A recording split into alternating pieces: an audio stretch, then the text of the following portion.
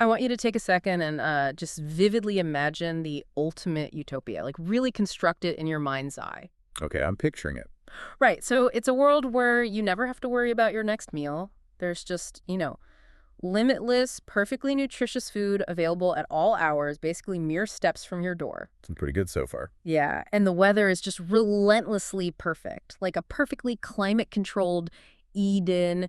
You live in luxurious housing that's automatically cleaned. There are no diseases, no pandemics, no sickness of any kind. Because the environment has been totally scrubbed of pathogens, right? Exactly. And crucially, there are zero predators. Mhm. Absolutely nothing out there is trying to hunt you or hurt you or even compete with you for survival. I mean, that sounds like absolute paradise. It really sounds like the ultimate end goal of all civilized progress. It does. Total security and total abundance. It's basically the fundamental dream that has driven human innovation since, well, the dawn of the agricultural revolution. Yeah. We build walls, we synthesize medicines, we industrialize farming, all just to, push away the struggle of survival. Right. But here is the haunting premise of today's deep dive into the source material we've gathered for you. We actually have the empirical data on exactly what happens in this precise utopian scenario. Oh, wow. Yes, someone actually built it, someone ran the numbers, and the result of achieving this perfect, struggle-free utopia, it leads directly and unavoidably to total, inescapable extinction. Extinction, just from everything being too perfect. Total extinction, and that's what we're getting into today. Well, we're looking at one of the most profoundly disturbing scientific papers of the 20th century. Our focus today is the work of Dr. John B. Calhoun, specifically a monumental paper he published in 1973 for the Proceedings of the Royal Society of Medicine. And the title of this paper is wild. Yeah, it's titled Death Squared, The Explosive Growth and Demise of a Mouse Population. Death squared. That is so dramatic. Right, but while the title explicitly mentions mice, Calhoun makes it abundantly clear, like right from the opening paragraph, that his primary analytical target is mankind. He was just using a mouse population to model the future of human density. So we're going to explore Calhoun's famous Universe 25 experiment today. And our mission for this deep dive is to look at how conquering physical mortality, systematically eliminating all the traditional ways that animals die in the wild, did not actually create a thriving paradise. No, not at all. Instead, it brought about a terrifying systemic psychological collapse. Yeah, and the foundational thesis we really have to keep returning to today is Calhoun's distinction between the first death and the second death. Okay, break that down for me. First and second death. Right, so in his analytical framework, the second death is the obvious one. It is physical mortality, the death of the biological body. Like just normal death. Exactly. But the first death is much more insidious. It is the death of the spirit, the death of complex societal organization and, individual purpose. The death of the spirit. Wow. Yeah, and what Universe 25 demonstrated with chilling mathematical certainty is that if you use technology to entirely engineer away the second death, the physical death, you inevitably, forcefully trigger the first death. So by saving the body, you kill the society. Precisely. And once the social spirit of a population dies, the physical extinction of the species becomes an absolute, irreversible guarantee. Man, okay, so to understand how a utopian dream descends into, biological annihilation, and to understand what this actually means for you listening right now, we have to start with the architecture of the experiment itself. We do, because he didn't just toss some rodents into a pleasant enclosure. No, Calhoun engineered a reality. He basically played God, and he did so with incredibly specific parameters. He did. And he framed this godlike ecological engineering using a highly dramatic, almost mythological analogy. In the actual paper, Calhoun uses the Book of Revelation to explain his experimental design. Wait, really? Yeah. A mid-century behavioral ecologist is using biblical apocalypse metaphors in a peer-reviewed Royal Society paper. I mean, that feels like a massive stylistic leap for a paper about rodents. It is super theatrical, but it actually maps flawlessly onto ecological reality. So in Revelation, the rider on the pale horse is death, right? And he is given power over a fourth of the earth to kill in 4 specific ways. For 4 horsemen. Exactly. He kills with the sword, with famine, with pestilence, and by wild beasts. So Calhoun takes these 4 biblical forces of mortality and translates them systematically into the 5 ecological mortality factors that strictly keep animal populations in check in the natural wild. Okay, let's break those down, because translating 4 horsemen into 5 ecological factors requires a bit of parsing. How does he make that translation? Right, well, he splits the second horseman. Right. But let's start with the first one. The first horseman is the sword.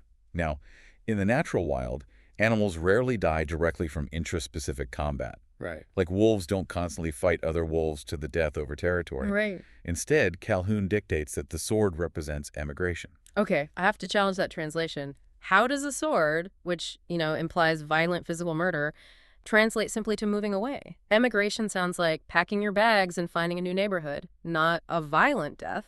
I mean, it sounds benign to us, sure. But in behavioral ecology, forced emigration is a literal death sentence. Oh, really? Yeah, when a subordinate animal loses a territorial dispute, it doesn't get executed on the spot. It gets pushed out of the optimal habitat. It's violently exiled to the margins, to these barren, resource-poor, highly exposed environments. Ah, see. So the sword is the violent social rejection that forces an animal into an environment where it will inevitably die of exposure or just be picked off by predators. Emigration is nature's executioner, just with an indirect mechanism. That makes perfect sense, actually. The animal is functionally dead to its original population the moment it is pushed past that territorial boundary. Okay, so the second horseman is famine. Right, and Calhoun translates famine into two distinct ecological factors. The first is resource shortage, which is the literal lack of food, water, or shelter. Okay. The second is inclement weather. This covers dying from exposure to extreme temperatures, severe storms, droughts, basically natural cataclysms that destroy a habitat's carrying capacity. So that gives us three ecological grim reapers so far: emigration, resource shortage, and inclement weather. Exactly. The fourth is pestilence, which translates cleanly to disease, so Yeah. epidemics, bacterial infections, parasitic loads. And the fifth is wild beasts, which is straightforward predation, predators hunting you down. So those five factors are what control wild populations. Yeah, and Calhoun points out a really fascinating reality of nature here. In the wild, senescence, which is simply dying of old age, is a statistical anomaly. It practically doesn't exist. One of these five reapers always catches you first. Right, until somebody builds Universe 25. Because Calhoun's stated goal was to construct a, quote, mortality-inhibiting environment. A physically closed world where all five of these ecological reapers were systematically neutralized. Completely removed from the equation. So let's look at the actual physical specs of this utopia, because the logistics of building this in the late 1960s are pretty incredible. He built a closed physical universe. It was an enclosure measuring exactly 101 inches square. So a little over 8 by 8 feet. Yeah, the walls surrounding the square were 54 inches high. Now, the lower sections of these walls were structured with wire mesh so the mice could climb up to access their apartments. They had to climb up to get home. But the top 17 inches of the wall were completely smooth galvanized metal. And that smooth metal is the neutralization of the first horseman. Immigration. Exactly. By building a perimeter they fundamentally could not scale, Calhoun completely eliminated emigration. There was no out. No matter how intense a territorial dispute became, the loser could not be exiled. They had to remain within the confines of the universe. Think about the psychological weight of that for a moment. Like, imagine you were trapped in an incredibly luxurious, all-inclusive resort. Everything is paid for, the food is incredible, the beds are soft. Sounds great. But the doors are welded shut from the outside. You can never, ever leave, and neither can anyone else in the building. Every single social interaction you have is permanent. It is literally a gilded cage. And within that cage, Calhoun tackled the second and third factors, resource shortage and inclement weather. He eliminated scarcity through what he termed resource supra-availability. Super-availability. It's just massive overabundance. The climbing walls of the enclosure were divided into 16 identical vertical cells. Each cell contained 4 walk-up, one-room apartments, which were essentially these protected nest boxes accessed by wire mesh tunnels. Okay. Across the entire enclosure, there were 256 of these nest retreat sites. And to conquer famine, the surplus of food had to be staggering, right? Because halfway up the wall in each of those 16 cells was a massive food hopper. Huge hoppers, yeah. And they were designed so that up to 25 mice could feed simultaneously at just a single station. And then further up the walls were the water bottles. Calhoun actually did the math on the caloric and hydration requirements. He ensured that food would not become a limiting biological factor until the population hit 9,500 mice. 9,500. Yeah, and the water supply could sustain over 6,100 mice simultaneously. The nesting space wouldn't reach physical capacity until they hit nearly 4,000 individuals. He deliberately over-engineered the abundance to isolate his variables. By ensuring that resource shortages wouldn't hit until the population was approaching 10,000, he guaranteed that if the society collapsed at a lower number, nobody could blame starvation. It's brilliant. It really is. The collapse would have to be driven by something internal, something psychological. Okay, so weather was next.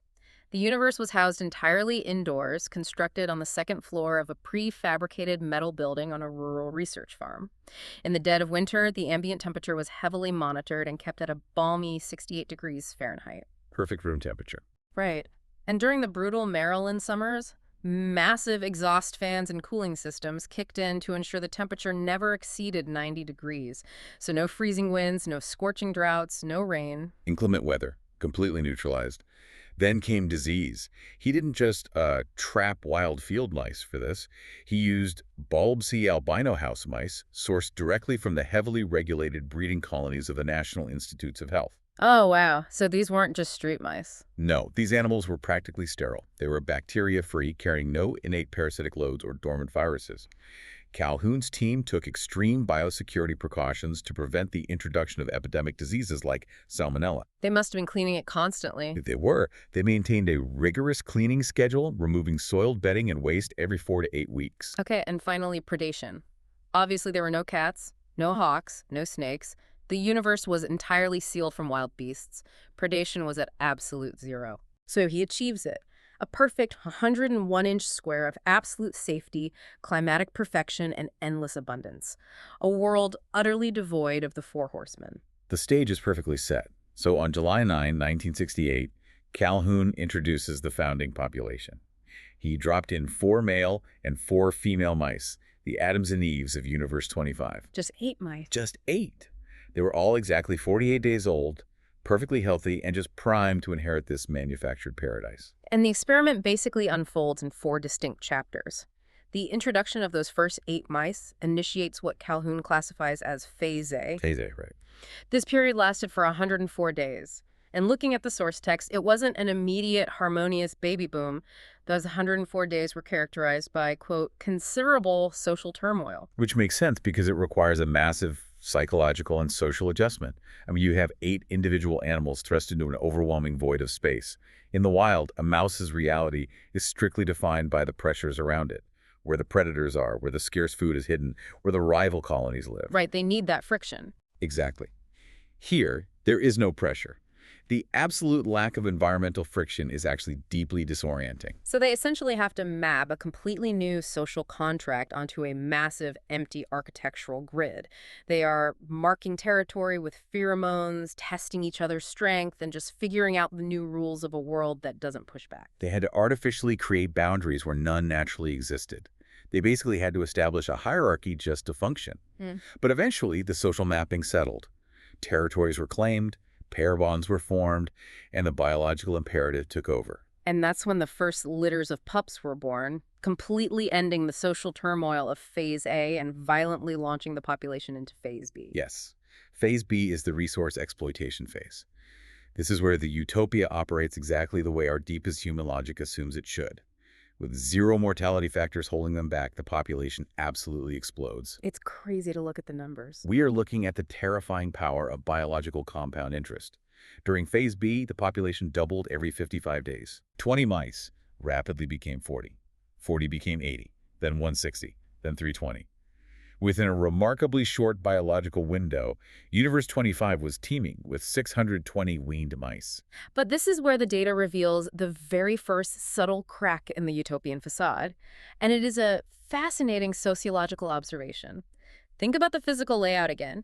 It is a perfectly symmetrical 101-inch square box. Right, perfectly identical everywhere. Every single wall is structurally identical. Every food hopper dispenses the exact same highly nutritious pellets. Every water bottle is identical. The temperature is identical in every single corner.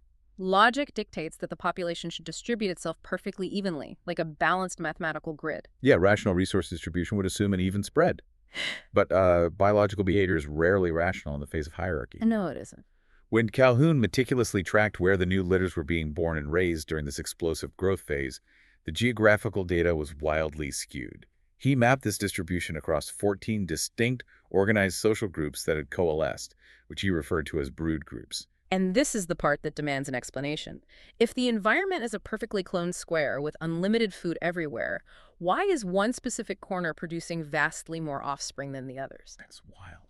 Looking at Calhoun's numbers, over a 252-day period, the brood group localized in the northeast corner produced a total of 13 young.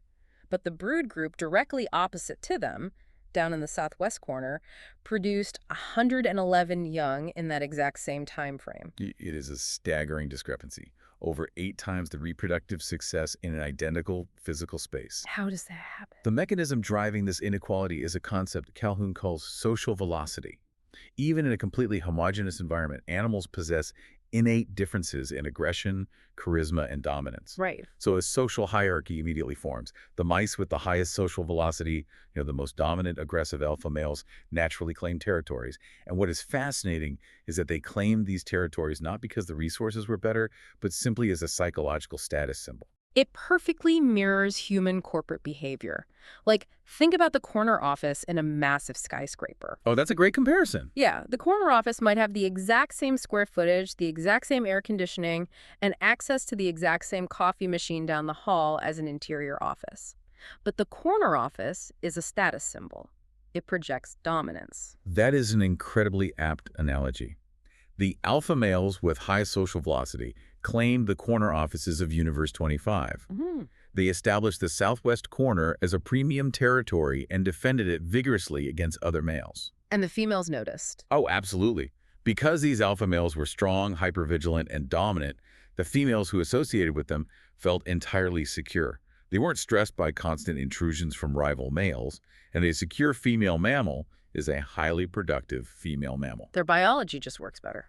Precisely. Their endocrine systems were functioning perfectly, allowing them to carry, birth, and wean massive litters without interruption.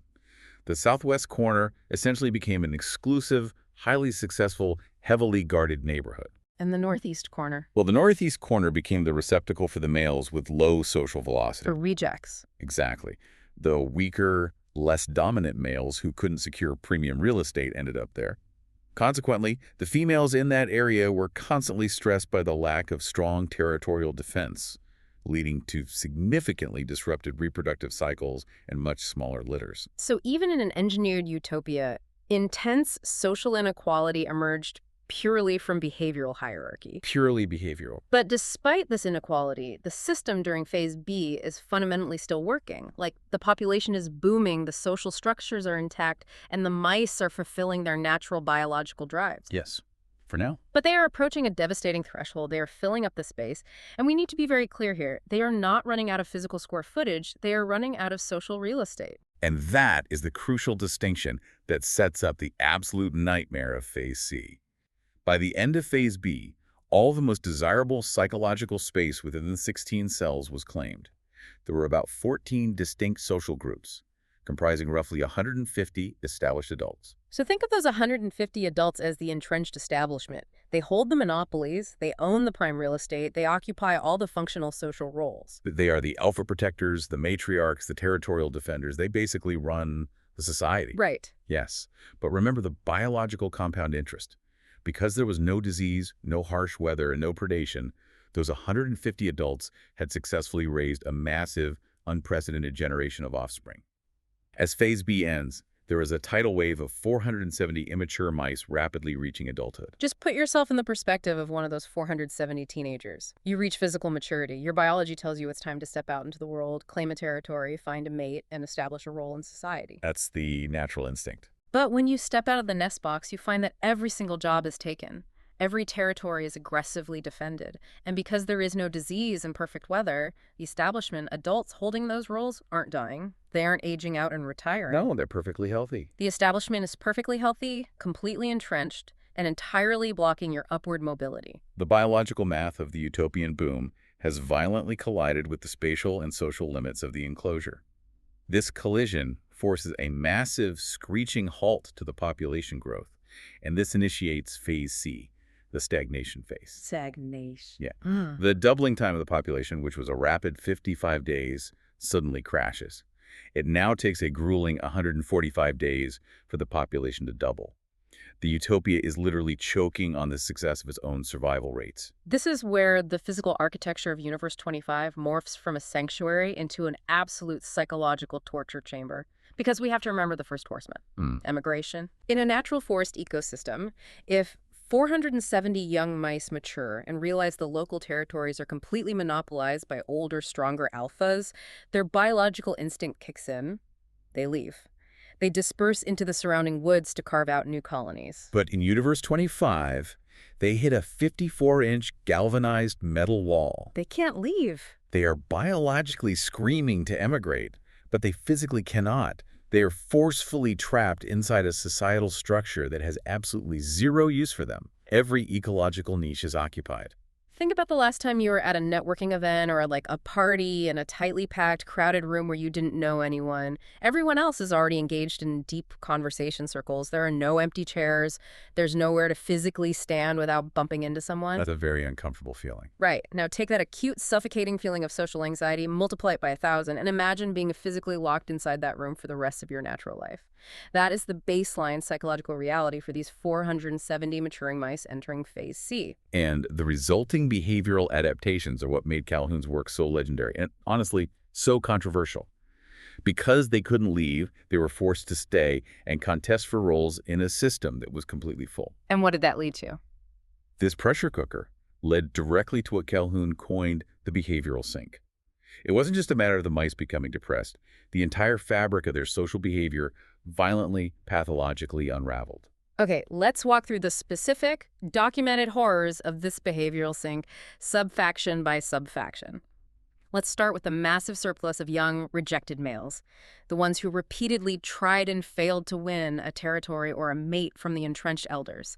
What biologically and socially happens to them? Well, they experienced a complete psychological fracture. Having repeatedly failed to secure any meaningful social role, these surplus males essentially withdrew from reality. But because they couldn't physically leave the enclosure, they aggregated in the least desirable physical space available, the very center of the floor, far away from the protected nest boxes on the walls. The source text describes them gathering in these massive, dense pools, just claustrophobic, twitching masses of hundreds of rejected, inactive males huddled together on the floor. And what makes these pools so horrifying is the nature of the violence that plagued them. They weren't fighting over territory. There was no territory on the center floor. Right. They weren't fighting over females. They had completely abandoned the reproductive drive. For the most part, they were incredibly lethargic and inactive. And yet Calhoun noted that their bodies were absolutely covered in open wounds, lacerations, and massive deposits of thick scar tissue. I have to ask the obvious question here. If they have given up fighting for resources and they are spending all day huddled and inactive, who is tearing them apart? They are tearing each other apart. Wait, really? Why? Because the violence is entirely stochastic. It is devoid of any social logic or hierarchy. It is practically a neurological glitch. Imagine hundreds of mice crammed together. Eventually, one of these withdrawn males has to wake up and move to get water or food. Just the physical act of this one mouse moving and brushing against the tightly packed bodies of his neighbors creates a sudden, sharp shift in the ambient sensory stimuli. So the crowding is so intense that simply walking to a water bottle is a major disruptive event. Precisely. Hey. And because their nervous systems are so chronically overloaded by the sheer density of the population, that minor sensory disruption triggers a catastrophic misfire of the fight-or-flight response. The sleeping neighbor is suddenly awoken, his brain registers the touch as an existential threat, and he viciously, mindlessly attacks the mouse that bumped into him. Oh my God. And the most disturbing detail from the paper is the reaction of the victim. When they are suddenly attacked by a neighbor, they don't fight back. They don't try to run away. He can't run away. The flight mechanism in their brain has been permanently short-circuited by the subconscious realization of the metal wall. They know there's nowhere to flee. So they just take it. Yeah, so the victim simply remains relatively immobile, absorbing vicious bites and scratches until the attacker exhausts his sudden burst of adrenaline. And then, tragically, hours later, that same scarred victim might wake up, bump into a different neighbor, and become the mindless attacker himself. Wow. It was an endless, churning cycle of senseless, unprovoked violence among animals that had entirely dissociated from their physical reality. It is a portrait of total neurological collapse. And while the surplus males are trapped in this nightmare of stochastic violence in the center of the room, what is happening to the establishment? Like, what is happening to those 150 adults who supposedly won the utopian game by securing territories? The establishment was collapsing under the sheer gravitational weight of the surplus population. Think of the role of the dominant alpha male in a natural setting. His biological job is to patrol the perimeter and occasionally fend off a wandering challenger. Right, a manageable amount of conflict. Exactly. It requires bursts of energy, but it is manageable.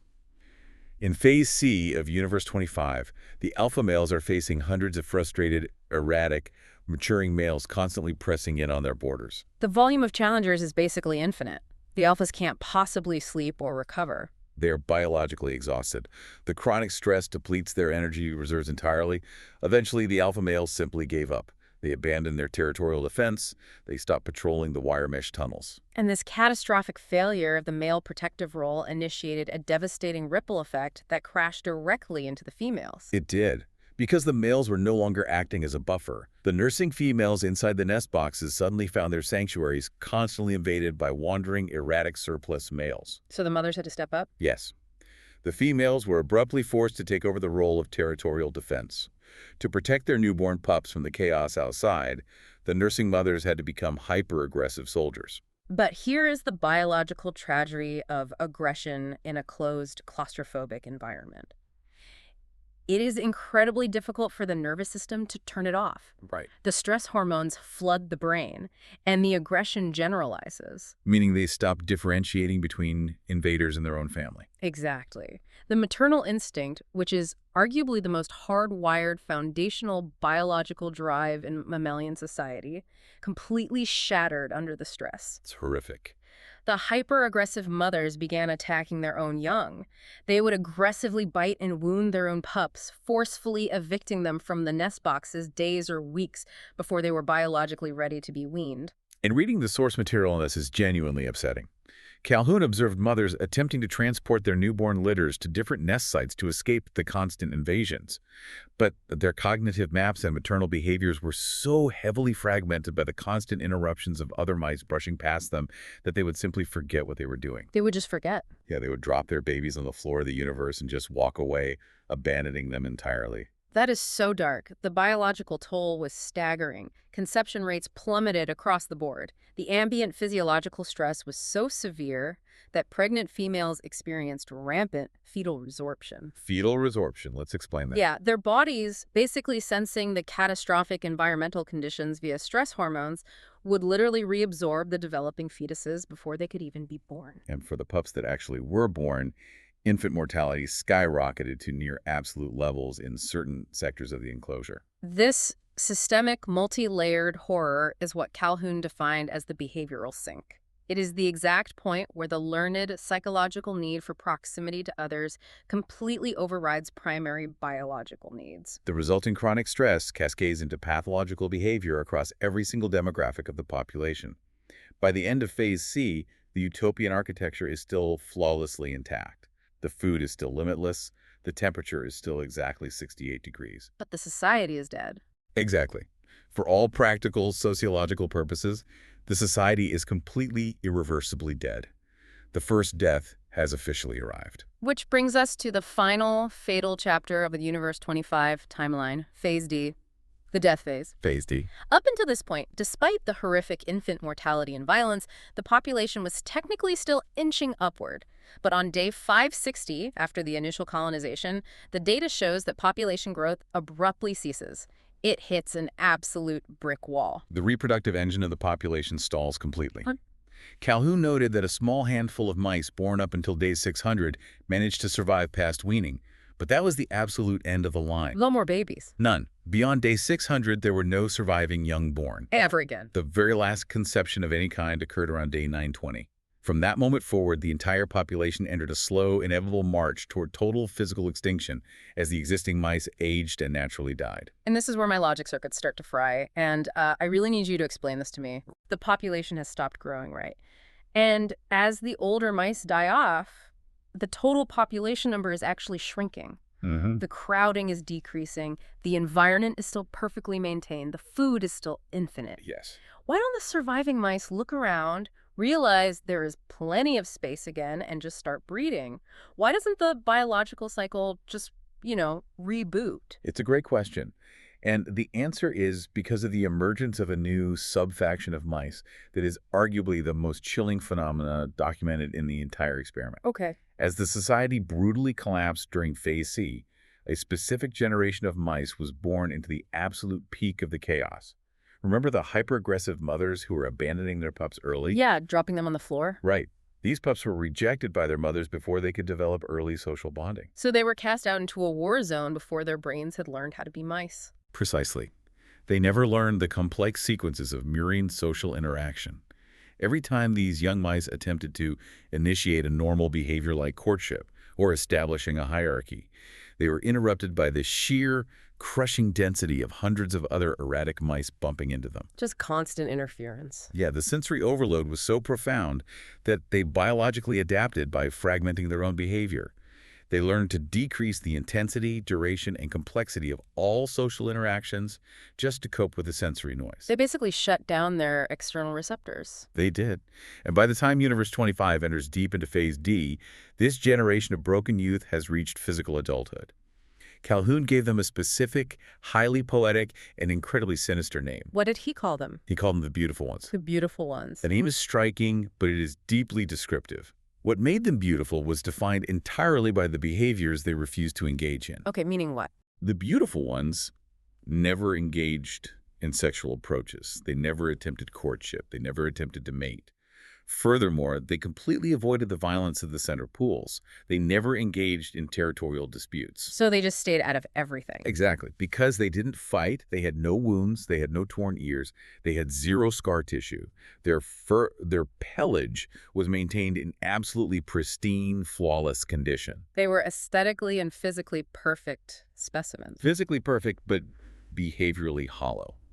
Their entire daily repertoire of existence was reduced to the barest, simplest physiological necessities. They ate the limitless food, they drank the limitless water, they slept, and they obsessively groomed their perfect coats. That's it. That's it. Calhoun wrote that they had no social implications beyond the contiguity of bodies. They just existed next to each other, brushing shoulders like inanimate objects in a warehouse. Wow. He described them as autistic-like creatures, capable only of the most rudimentary behaviors compatible with basic biological survival. And this is where the deep dive gets incredibly fascinating from a biological perspective, because we actually have concrete biochemical proof of exactly what was happening inside the bodies of the beautiful ones. We do. Yeah, when Calhoun presented this paper at the Symposium for the Royal Society of Medicine, there was a rigorous Q&A session.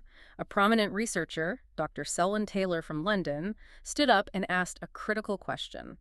Did anyone measure the endocrine parameters, like the actual hormone levels, in these different factions of mice? It's the perfect question. You can observe behavior all day, but what is the blood chemistry actually doing? Exactly. And Calhoun reveals that two other researchers, Dr. Julius Axelrod and Dr. Larry Eng, had conducted exactly that analysis. They had measured the catecholamine synthesizing enzymes in the brains and adrenal glands of the mice. To give you some context, catecholamines are crucial neurotransmitters and hormones, things like dopamine, epinephrine, and norepinephrine. They are the chemical messengers responsible for the body's fight-or-flight response, but they also regulate the reward pathways for complex social engagement. So by measuring the enzymes that synthesize these chemicals, Axelrod and Eng were essentially looking for the chemical footprints of extreme chronic stress. And the biochemical results mapped perfectly onto Calhoun's behavioral observations. When they tested the scarred, violently erratic males huddled in the center pools of the floor, their biochemistry showed massive, off-the-charts physiological stress. Totally fried. Their adrenal systems were completely fried from the constant stochastic violence. Which perfectly aligns with our understanding of chronic environmental trauma. But here is the revelation. When they tested the beautiful ones, their stress enzyme levels were completely normal. Completely normal. Yeah. In fact, their catecholamine metabolism was practically indistinguishable from the healthy, dominant territorial alpha males from the very early utopian days of Phase A. I am genuinely struggling to reconcile that. How is that biologically possible? It's crazy, right? The beautiful ones are living in the exact same collapsing, overcrowded, chaotic enclosure as the violent center pool males. They are breathing the same air, hearing the same shrieks. How can their biochemistry register zero stress? It reveals a profound mind-body disconnect.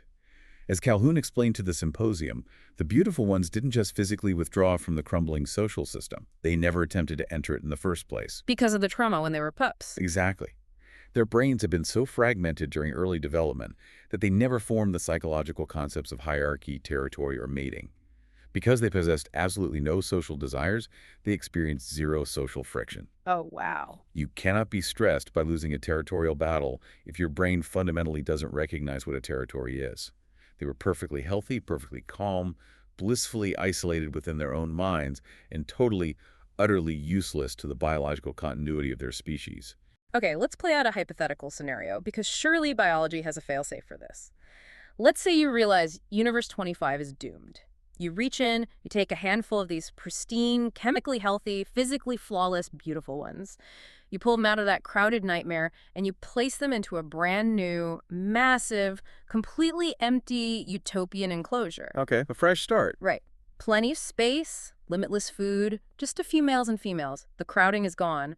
Wouldn't their hardwired biological imperatives just kick back in? Wouldn't they become the new Adam and Eve and restart the population? That is a highly logical assumption. In fact, it was a core dogma of population biology at the time, that if a population crashes to a few remnant individuals, the instinctual drive to survive and replicate will overwhelmingly reinitiate growth. Right, nature finds a way. But Calhoun's colleague, Dr. Halsey Marston, actually ran that exact sub-experiment to test the theory. Oh, he did. What were the parameters of Marston's test? He extracted small cohorts of these socially withdrawn mice from the heavily crowded Phase D population.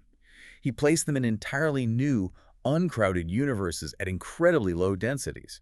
He provided them with adequate, healthy sex partners from outside the experiment. He gave them massive amounts of space, pristine nesting boxes, and zero competition. The ultimate second chance. And what was the result? Absolutely nothing. Nothing. The behavioral observation was chilling. They exhibited a total permanent loss of the capacity to develop any structured society or engage in reproductive behaviors. When presented with a willing mate in infinite space, they simply ignored them. That is insane. They ate, they slept, they obsessively groomed their perfect coats, they aged, and they died. So the damage wasn't just behavioral, it was permanently wired into them. It was irreversible. And this is the ultimate terrifying proof of Calhoun's central thesis. The first death, the death of the spirit, the death of the neurological capacity for complex social interaction, is absolutely fatal. Wow. Once an entire generation of a population experiences the first death, they permanently lose the ability to execute or pass on the complex social behaviors required for species survival. The hardware is fine, but the software is wiped clean. And therefore, the second death, literal physical extinction, becomes mathematically guaranteed. Exactly. And the timeline proves it. By June 22, 1972, there were only 122 survivors left in the entirety of Universe 25, mostly postmenopausal, aging females, and a scattered collection of totally withdrawn, beautiful one males. And they're not breeding. No. Based on the biological clocks of the survivors, Calhoun projected that the very last male would die sometime in May 1973.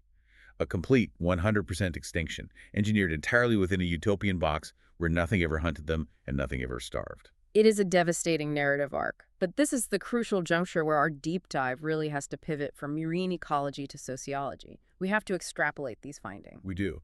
Because, as we established at the very beginning of this discussion, Calhoun wasn't truly concerned with the fate of rodents. He was building a mirror for mankind. He was asking the ultimate question. As human technology rapidly cures diseases, industrializes agriculture to solve hunger, and concentrates populations into massive megacities, as we build our own physical utopias, does saving humans from bodily death guarantee our own social destruction? That exact question created massive academic tension during the 1973 symposium. Reading the transcript of the Q&A, you could just feel the audience of elite scientists bristling. They were profoundly disturbed by the implications. I bet. And some of them actively, aggressively pushed back against Calhoun's dark prophecy for humanity. Right. The pushback was rooted in very legitimate sociological and urban planning theories of the 1970s. During the symposium, the chairman of the session, along with the Professor Mellenby, directly challenged Calhoun's extrapolation. They essentially argued the biological fallacy, mice are not men. Right. And To prove their point, they brought up what we can call the Hong Kong counterargument. So if density inherently and inevitably breeds the behavioral sink, then the urban planning models of the 1970s and today are mathematically catastrophic. Right. But the chairman pointed out that places like Hong Kong, Tokyo, Manhattan, or historically restricted communities in East London operate at an incredibly high physical density.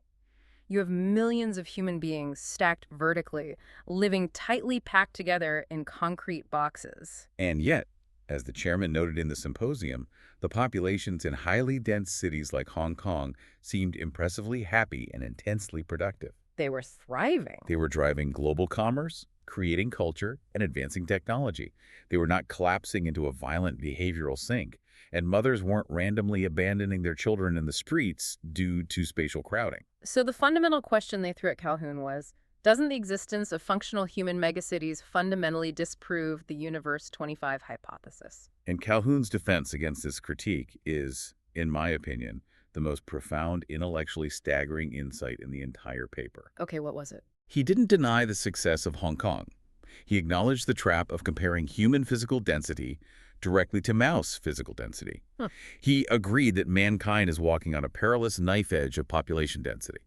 But he argued that we possess a sophisticated evolutionary defense mechanism that mice completely lack. And he called that defense mechanism conceptual space. Exactly. Conceptual space. Mm. Calhoun theorized that humans escaped the physical density trap tens of thousands of years ago, right at the dawn of early culture and language.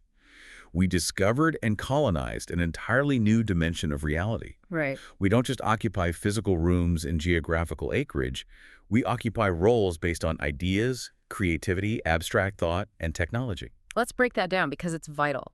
For a mouse in Universe 25, its entire reality, its entire potential for existence is strictly bound by physical space. The most complex behaviors a mouse is biologically capable of engaging in are physical courtship, maternal care of a physical nest, and physical territorial defense. It needs space. A mouse strictly needs square footage to execute its biological purpose. When the physical floor is full, the mouse is completely out of roles. It has nothing left to do but glitch and die. Yes, but human beings are not strictly bound by square footage.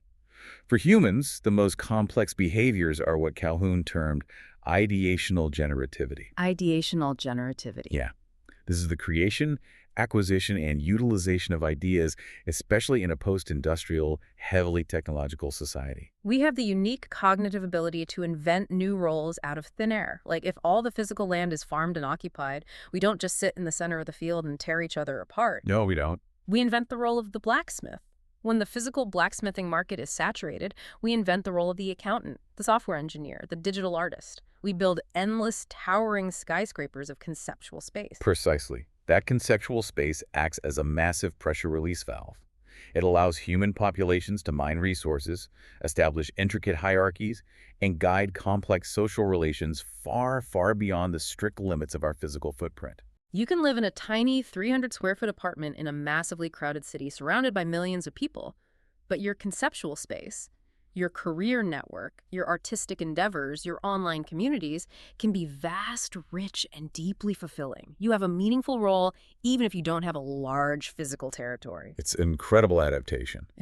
But Calhoun wasn't offering conceptual space as a permanent magical cure. He warned that there is a breaking point. A breaking point. A very severe, potentially catastrophic breaking point. Calhoun warned the conceptual space is not infinitely elastic. He theorized that if the sheer density of the population, combined with the staggering rate, frequency, and complexity of the social interactions we are forced into, ever outpaces our neurological ability to process and utilize that conceptual space, Then what? then mankind will face the exact same fate as the mice in Universe 25. So if the complexity and sheer volume of human society grows faster than our psychological ability to carve out meaningful, individualized roles within it, the conceptual space itself becomes claustrophobic. And if the conceptual space fills up, if individuals feel completely locked out of economic, social, or creative roles, we lose our capacity for ideational generativity. The first death. The widespread loss of our complex, creative, problem-solving behaviors is the human equivalent of the first death. Calhoun explicitly, darkly stated in the paper that human individuals born under those overwhelmed, conceptually crowded circumstances would be so out of touch with reality as to be incapable even of alienation. incapable even of alienation. They wouldn't even know enough to feel lonely. That sounds terrifyingly like a human translation of the beautiful ones. That is the exact deliberate parallel he was drawing for the symposium audience.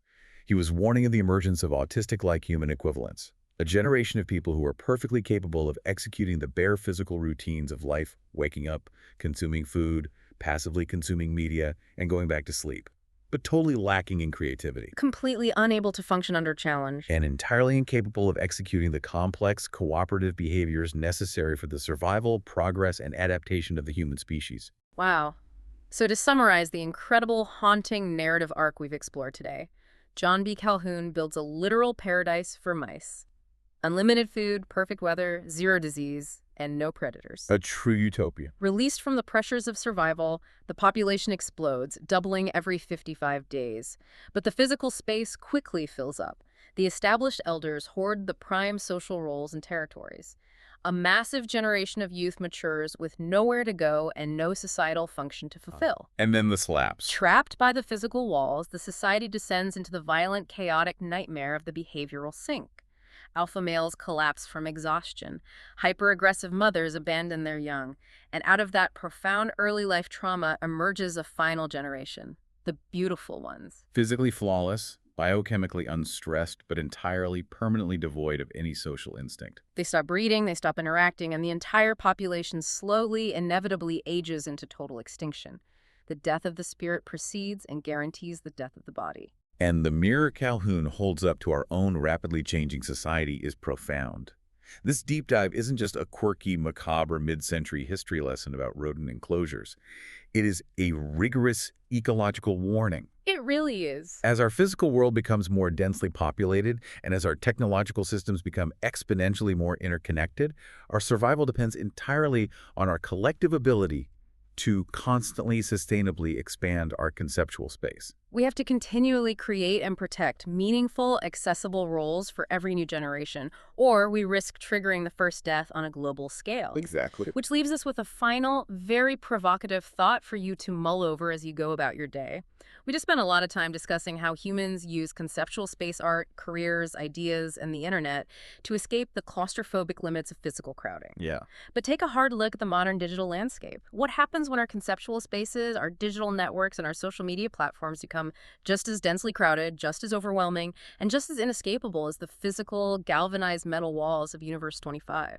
It's a great question. When every digital niche feels aggressively occupied, when the daily rate of online social interaction far exceeds our evolutionary psychological capacity to process it, are we already starting to see the digital emergence of the beautiful ones? Wow. Are we seeing a generation of people who are perfectly curated, aesthetically flawless, and smoothly groomed online, but who are entirely, permanently withdrawing from the complex, challenging, messy reality of true human connection? It is a profound vulnerability that Calhoun couldn't have fully mapped out in 1973, before the advent of the internet, but his framework makes it an absolutely urgent question for us to confront today. You know, usually when we talk about utopia, whether it's a technological paradise or a post-scarcity society, we think of it as a beautiful destination we are collectively trying to reach. But maybe Universe 25 proves that a perfect world with absolutely no struggle isn't a destination at all. No. Maybe it's a trap.